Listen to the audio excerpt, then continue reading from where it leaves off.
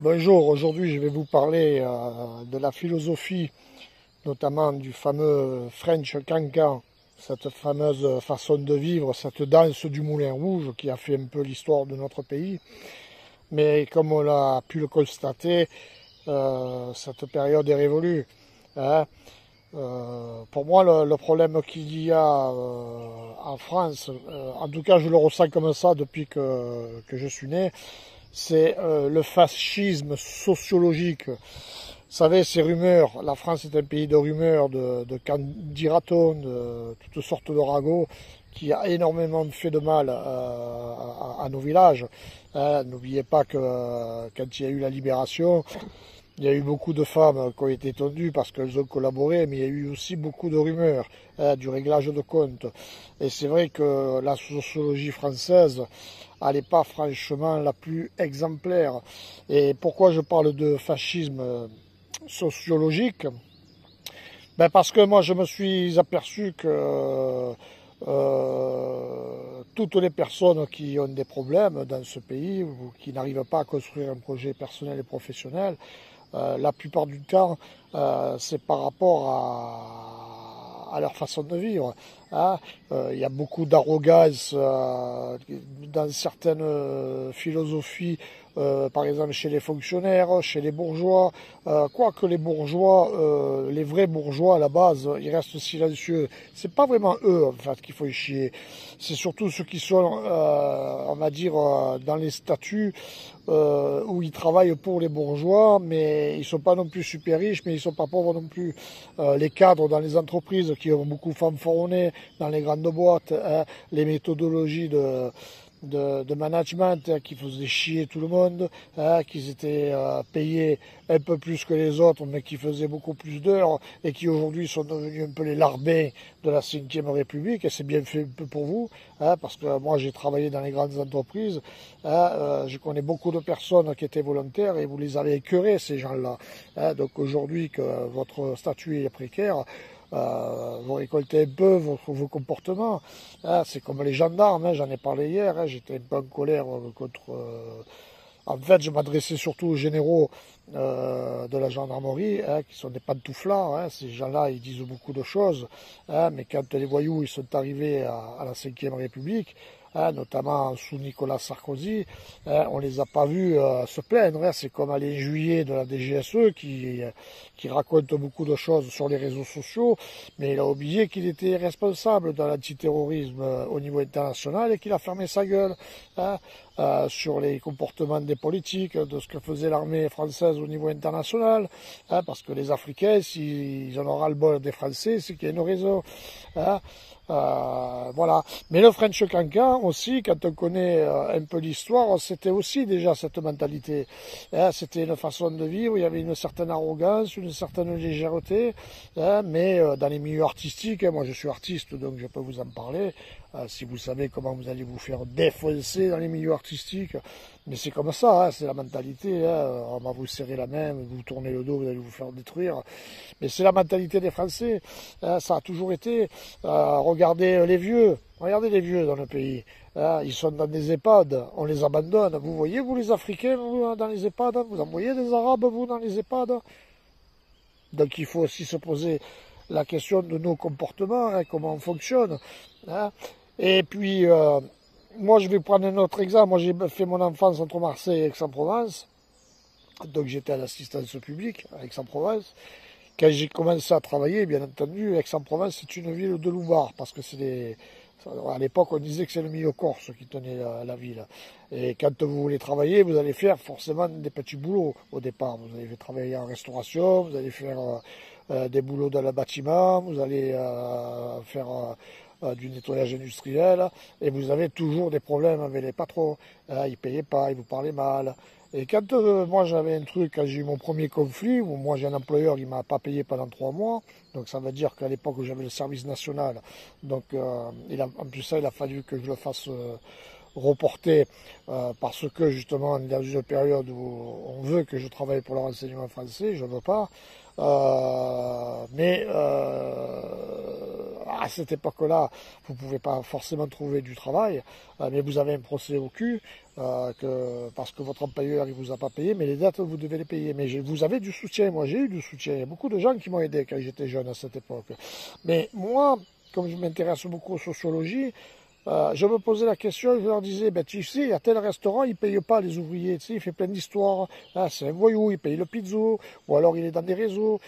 Et les gens, ils vous disent, ah, moi je m'en fous, moi tant qu'il me fait des bonnes pizzas, moi ça ne me regarde pas. Et leur problème, il est là. Et c'est pareil aujourd'hui. Donc aujourd'hui, cette pieuvre, ces gens malveillants, aujourd'hui, entre temps, ils ont fait des enfants, ils ont fait du réseau, et ils sont aujourd'hui en haut de l'État. Hein? Parce que c'est ça la France aujourd'hui. Ce sont tous ces employeurs-là, toutes ces personnes qui vous ont demandé de payer le pizzo, de leur donner un peu de petits billets, vous savez, pour avoir des marchés publics. Ben aujourd'hui, ils ont fait des familles et ils sont de partout. Et ils ont pris le contrôle. Avec bien entendu la complicité de la CIA, parce que la CIA est derrière, j'en ai parlé, hein, c'est une vision, hein, la caste internationale, elle fonctionne comme ça, mais on est quelque part aussi responsable de ça. Quand vous allez à Paris, par exemple, moi j'ai vécu Paris, j'ai vécu à Levallois-Perret, à la résidence de Levallois, à Paris, avenue Paul Vaillant-Couturier, j'étais pas très loin du ministère de l'Intérieur. Quand j'étais à Levallois-Perret, tous les jours j'entendais du bien de Balkany. C'était une star, Balkany, à Paris. Je peux vous l'assurer, hein, c'était le mec une star. C'était une star. Tout le monde n'en avait que pour Balkany. Je veux dire, mais pourquoi? Mais parce que les gens, déjà, ils sont beaucoup au renseignement, ils sont honorables correspondants, ils sont francs-maçons, ils sont dans ces réseaux, donc ils ont des postes où ils mangent bien à la gamelle, hein, parce que vous vous doutez bien que les contrôles fiscaux, ils ne sont pas pour tout le monde. Hein, ces gens-là, ils n'ont pas de contrôles fiscaux. C'est toujours une question de statut sociologique, on va dire. Hein. Oui, parce que la France, il faut la connaître. Mais parce que ces gens-là, ne vous inquiétez pas, que si vous leur donnez un peu des postes importants, ils vont être corrompus. Hein. C'est comme les gendarmes aujourd'hui. Moi, je vous le dis franchement, pas tous les gendarmes sont éconos, je suis d'accord avec vous. Mais on sait que les généraux, ce sont des pantouflards. Et eux, ce sont les traîtres de la Ve République. Parce que la gendarmerie, pour moi, elle n'a pas été honnête par rapport au Covid. Rappelez-vous du comportement des gendarmes au Covid. Hein, quand ils vous sont sortis, vous fait respecter le confinement, qu'ils ont mis des amendes aux petits papis, hein, qu'ils n'arrêtent pas de vous faire chier. Hein. Regardez la violence qu'il y a eu contre les gilets jaunes. Regardez le comportement des flics qu'il y a eu. N'oubliez pas ça. Et demain, si la situation le dégénère, écoutez bien ce que je vous dis. Regardez ce qui se passe en Ukraine avec les Ukrainiens aujourd'hui, où il y a des rafles aujourd'hui pour envoyer les jeunes à la guerre. Hein, c'est exactement ce qui va se passer en France. Ces gendarmes là qui parlent, là, le jour où ça va péter, je veux dire, ils vont pas être de votre côté. Hein. Et si vous avez des enfants et qu'il va falloir faire le sale boulot, ils vont venir vous les prendre, vos enfants. Hein. Faites attention, ouvrez les yeux. Ouvrez les yeux envers les gens qui travaillent dans les grandes multinationales. Ce sont des agents normands. Et regardez ce qui s'est passé aux Gilets jaunes à Paris, hein, les violences. Hein. La Brave aime la police, c'est la milice. Hein, c'est les mêmes qui raquettent à Paris. C'est les mêmes qui vous font payer le pizzo. C'est la mafia. Faites attention. Je veux dire, moi, vous savez, je vais vous dire une chose. Et je le dis en toute franchise. Hein. Moi, j'ai connu des journalistes dans ma vie. Ils ont tous dégagé de mon relationnel. Je ne veux plus en entendre parler. Et maintenant, certains gendarmes, certaines personnes en fonction publique, moi, je les dégage du relationnel. Je ne leur fais plus confiance à ces gens-là. Parce que vous remarquerez que le French Cancan, ceux qui parlent de certaines sociologies de l'histoire de France, hein, qui est aussi assujetti aux rumeurs, aux ragots. Amusez-vous à regarder les fadettes, les personnes qui disent beaucoup de mal dans les cafés de commerce, dans les petits villages. Vous retrouverez des femmes de gendarmes, des frères, des cousins, de la gendarmerie. Vous apercevrez que l'autre, il a certaines fonctions, par exemple, conseillers régionaux. Ces choses-là, ouvrez les yeux. Faites attention à ces gens-là. On n'est pas dans une période propice à l'amitié. Il faut bien comprendre qu'il y a un changement civilisationnel qui a été ordonné par les Russes et par les Chinois, qui est une bonne chose. Mais au niveau occidental, ces gens-là, ils vont vouloir garder le contrôle. De la France, ils n'ont rien à branler. Je vous le dis franchement, ils s'en foutent de l'histoire de France, de la culture, des valeurs morales. Vous savez, le nombre d'enfants en France qui ont disparu, moi je l'ai vu à l'instance publique. J'ai entendu, moi, des enfants parler de la pédocriminalité où ils étaient placés parce qu'ils ont été victimes de sévices sexuels. Et c'est pas que que des cas sociaux qui ont été victimes. Hein. Ce sont des gens qui étaient issus de familles très nobles. Moi, moi, j'ai pas été victime de violences sexuelles, mais moi, mes parents, moi, ce sont des riches, moi. Moi, ils travaillaient, mes parents. Ils gagnaient beaucoup d'argent. Hein. Ils étaient bien dans les années 70. Hein. Ils n'étaient pas malheureux. Hein. Moi, ma famille, elle était déjà éclatée. Partie italienne, des origines américaines, des origines russes lointaines. Même du côté de mon père, l'Italie, c'est même des gens très riches. Moi, j'ai fini à l'instance publique. Hein, et je connais des tas de personnes comme moi, dans les années 70-80, qui ont fini à l'instance publique, avec des gens qui étaient cadres dans les entreprises. Hein, c'est comme les enfants qui n'ont pas de père ou de mère. Les trois quarts, en tout cas une grande partie. Il faut savoir que si vous n'avez pas de papa et de maman et que vous les cherchez, ben vous avez affaire à des agents du renseignement. Parce que les services secrets, qu'ils soient à la DGSI, renseignement militaire, à la DGSE, hein, on va leur donner un statut.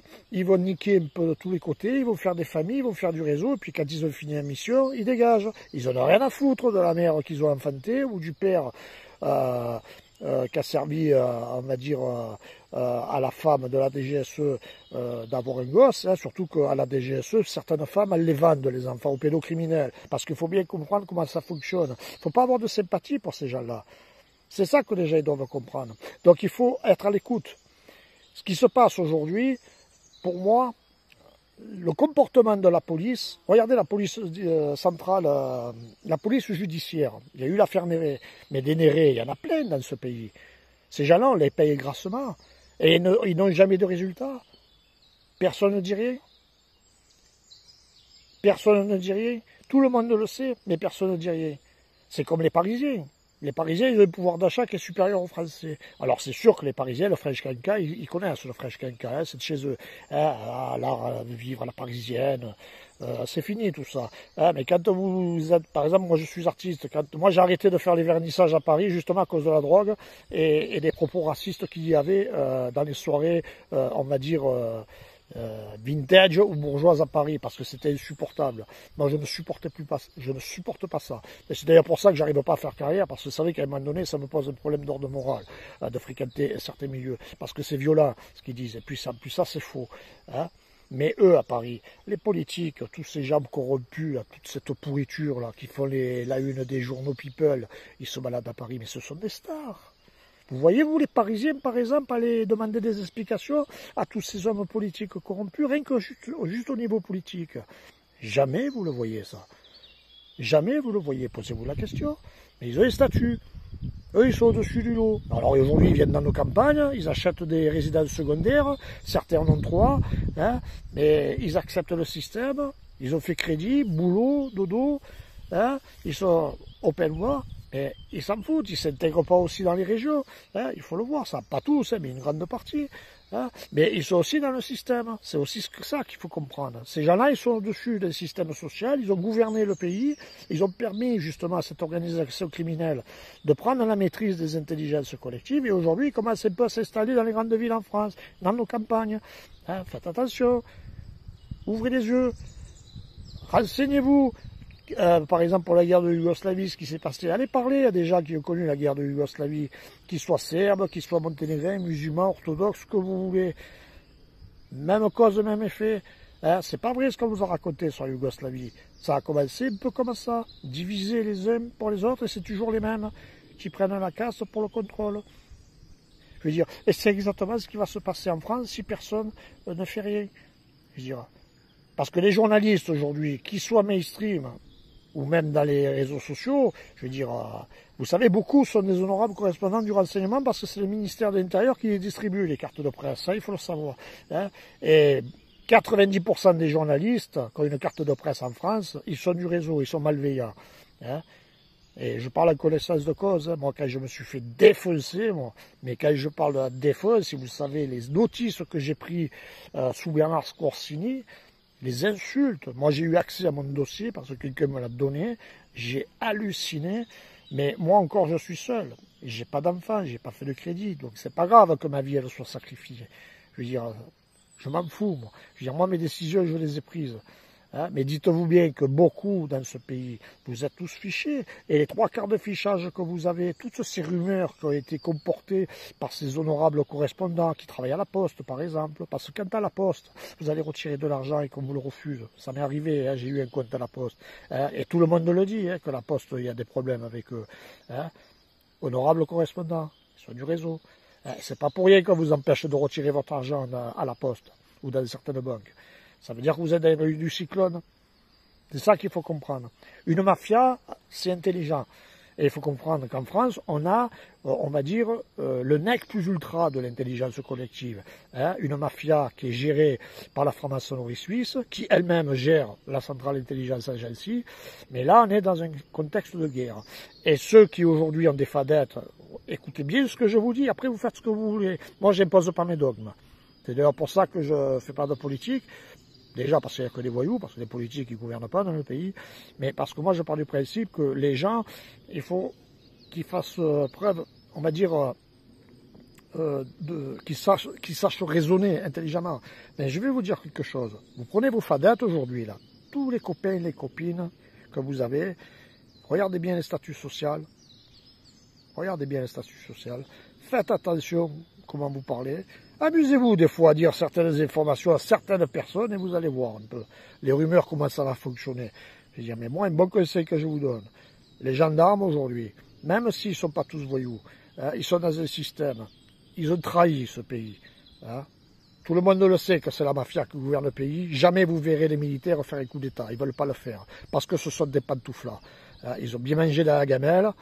Et moi, je parle aux gendarmes qui m'écoutent. Si vous aimez ce pays, si vous aimez les Français, vous mettez des cagoules, vous faites des milices et vous prenez vos généraux et vous leur cassez le cul aujourd'hui.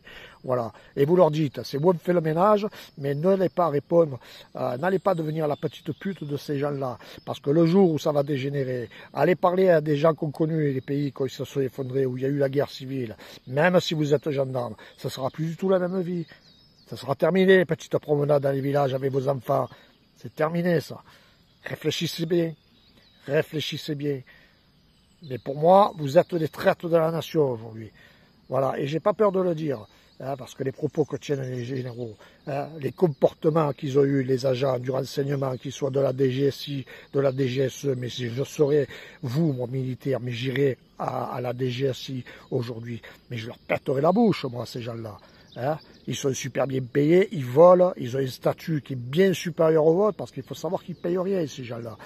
On leur donne tout, ils volent tout. Ils font ce qu'ils veulent, les agents du renseignement. Ils n'en branlent pas une de la journée. Tous les fichages sont contestables. Tous les fichages. Renseignez-vous, prud'homme, quels sont les employeurs qui sont toujours en train d'être condamnés entre les lignes quand on les condamne. Il y en a, c'est leur métier, de faire créer des entreprises, d'escroquer, de faire des impayés, etc. Et ça dure depuis des années. Vous le savez, ils sont au courant, la police judiciaire, de ces systèmes-là. Allez demander à ceux qui ont été victimes de spoliation à Pôle emploi, à France Travail, qui gouverne ces agences de France Travail. Aujourd'hui, on doit obliger les gens du RSA à aller travailler pour eux. Pour une main-d'œuvre pas chère. Et vous pensez que les gens qui ont le RSA, ils vont aller travailler pour un employeur à 600 balles par mois, Et vous pensez que ça va marcher comme ça. Mais moi, tous les gens que je connais aujourd'hui, ils arrêtent le RSA. Ça va créer d'autres problèmes. Alors, il y a ceux qui vont faire de la violence. Ben ouais, il va en avoir de la violence. Parce que moi, je pense que certaines grandes familles internationales, justement, que vous leur dites que vous leur coupez le RSA parce que vous êtes convaincus qu'ils partent à l'international vivre comme des pachas, ça c'est faux. Parce que s'ils arrivent justement à avoir des aides en France ou à se faire payer des retraites, c'est qu'il y a le réseau, parce que les renseignements, les services fiscaux, ils savent très bien faire un examen, un contrôle contradictoire fiscal. Ils savent très bien, et ça c'est pas vrai, c'est du mensonge ça, et c'est faux. Quand vous touchez le RSA, je veux dire, vous avez des comptes à rendre. Et puis vous le savez, le RSA, ça vous fait pas vivre aujourd'hui. D'ailleurs, aujourd'hui, il n'y a plus de logement. Je veux dire, il n'y a plus d'hôtel au mois, il n'y a plus rien. Donc les gens qui sont au RSA, les 3/4, aujourd'hui, ils sont obligés de vivre dehors, ou dans leur voiture. Donc, je veux dire, n'allez pas sur ce terrain-là. Mais eux, les agents du renseignement, ils n'en branlent pas une. Vous avez vu, vous, des perquisitions chez Pôle emploi? Les employeurs, c'est toujours les mêmes qui font les voyous. Et quand on écoute les gens qui parlent dans les villages, dans les bistrots du commerce, hein, même dans les entreprises, qui racontent toutes sortes de conneries, qui flinguent un tel, un tel, un tel. Regardez les fadettes, regardez d'où ils viennent. Francs-maçons, mafia, service secret. Et c'est voulu. Donc maintenant réfléchissez, moi je vous le dis, vous avez des gens qui sont gendarmes dans votre relationnel, prenez vos distances avec eux.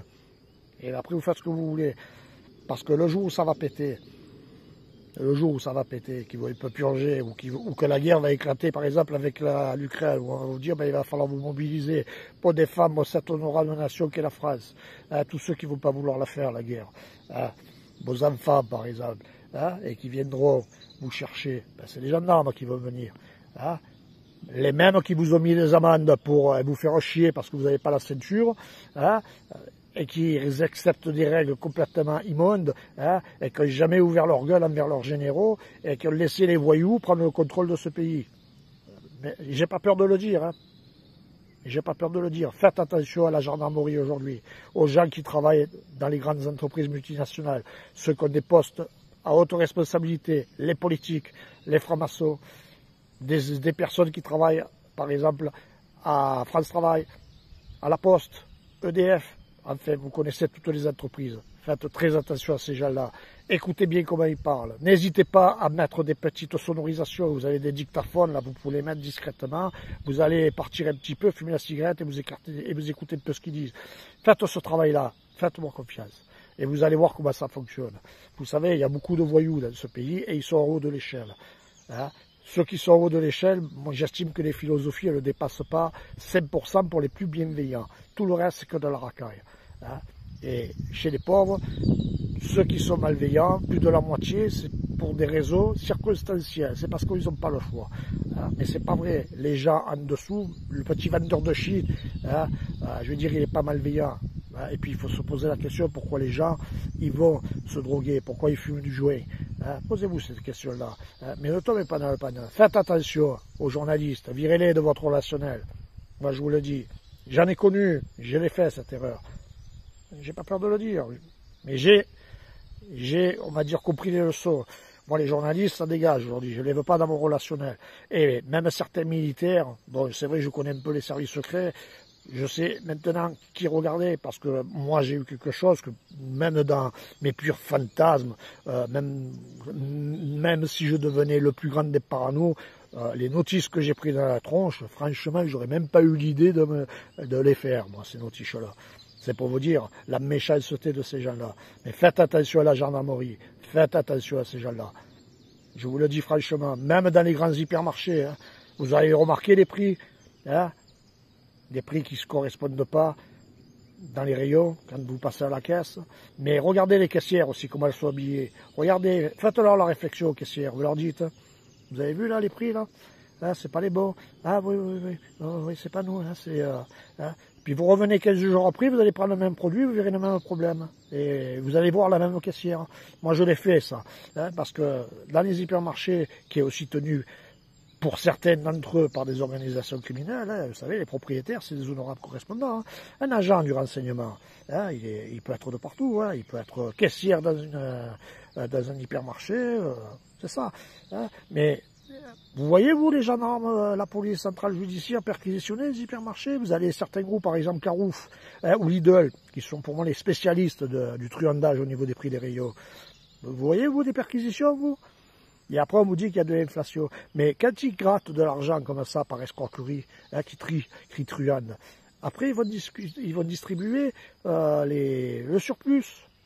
Et les caissières, ceux qui mettent dans les rayons, qui sont dans la même famille, hein, ben ils vont toucher des petites sommes. Et après, elles vont partir en vacances à Saint-Maurice, elles ont des pouvoirs d'achat, elles ont des trucs que vous n'avez pas. Comprenez le système. Soyez intelligents. Et je le dis encore une fois, n'ayez pas peur des services secrets, ni de la mafia. Il faut être honnête. Si vous avez un petit réseau, vous n'avez pas de réseau, ne vous aventurez pas dans ce pays à créer un projet professionnel. Vous n'y arriverez pas dans l'état actuel des choses. Vous avez un peu de famille et du réseau, faites vos cellules de renseignement, faites vos milices. Le premier qui vous demande le pizzo ou qui vous demande d'être corrompu, vous mettez les cagoules, vous l'attrapez, le gars, vous le localisez et vous le crevez, sans pitié. N'ayez pas de pitié face à la racaille qui a pris le contrôle de ce pays. Parce que le French Cancan aujourd'hui, eh ben, c'est des ragots, et ceux qui les mettent, les ragots, sont souvent des agents du renseignement français, des honorables correspondants, et ils sont francs-maçons. Ne l'oubliez jamais. Bonne journée.